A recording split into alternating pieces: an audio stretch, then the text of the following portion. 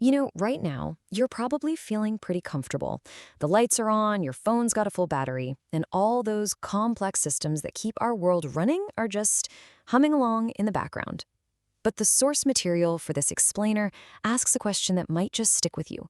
I mean, really think about it. What happens when it's just a normal Tuesday? The power goes out, and on Wednesday, it's still out. Then it's Friday, and the grocery stores are empty, the gas pumps are dead, and that whole digital world we rely on just stops.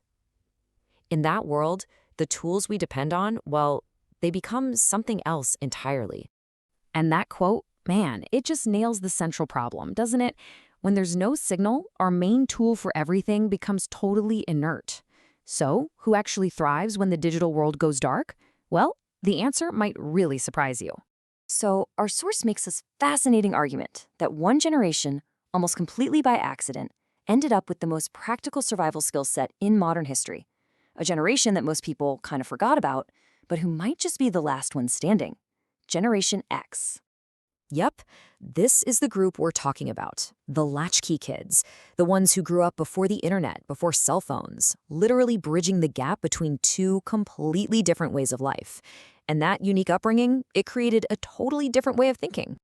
See, the core difference isn't about being stronger or smarter, it's about your brain's default setting. When you face a problem, do you immediately look for a physical solution based on what you know? Or is your first instinct to reach for a device that, well, that might not even work anymore? Okay, so let's break down what these skills actually are. The source argues that a typical Gen X childhood was, without anyone realizing it, the perfect training ground for a world without digital help. And believe it or not, there's actually some brain science behind this. Here's the thing, your brain literally builds itself around the challenges you give it. So when a kid has to figure out how to fix their own bike chain all alone, their brain forges these really tough, flexible pathways for solving problems. This isn't just nostalgia, you guys. This is neuroscience. So these are the 5 pillars of that analog advantage, according to our source. Now, we won't get to all of them, but let's start with one you've probably never even thought of as a skill: boredom. What a wild idea, right? But think about it. The ability to just sit in silence with zero outside stimulation and not lose your mind, that's a practiced skill. It forces you to build an interior world, and that's what keeps you sane when all the digital distractions are gone. And this timeline just perfectly shows how that mental muscle was built. When there was nothing to consume, you had to create, you had to explore, you had to tinker, you had to solve your own problems. This constant low-stakes improvisation was like a daily workout for the survival mindset. And that resilience bleeds into real, practical skills, like navigation.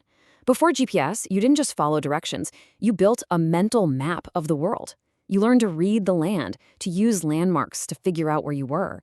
That knowledge doesn't run out of batteries. It's literally hardwired into your brain.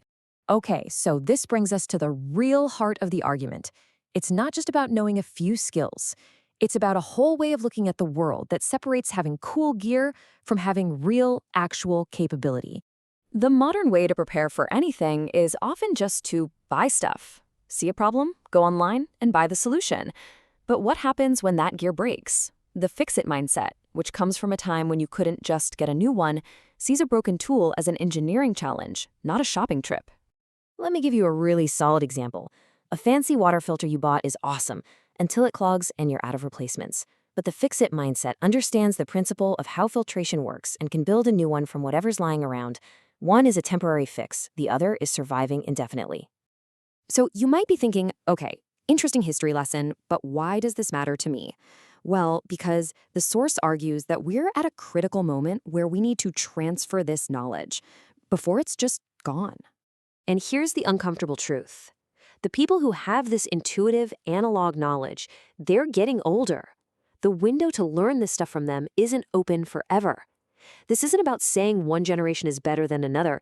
It's about preserving a fragile and absolutely vital set of skills for everybody.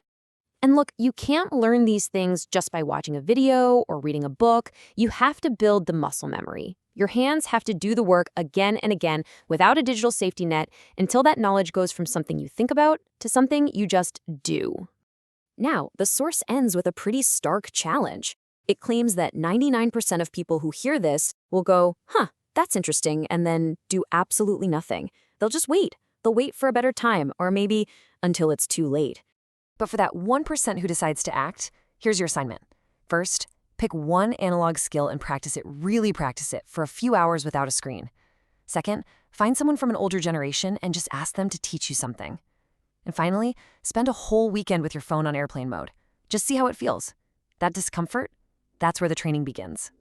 And that leaves us with this one last question. The generation that learned all this by accident is aging out. This entire mindset of improvisation, of resilience, of real-world competence, it's fading. The knowledge is right there, waiting to be learned, but only for the people willing to put down their phones and pick up some tools. So the question is, who's it going to be?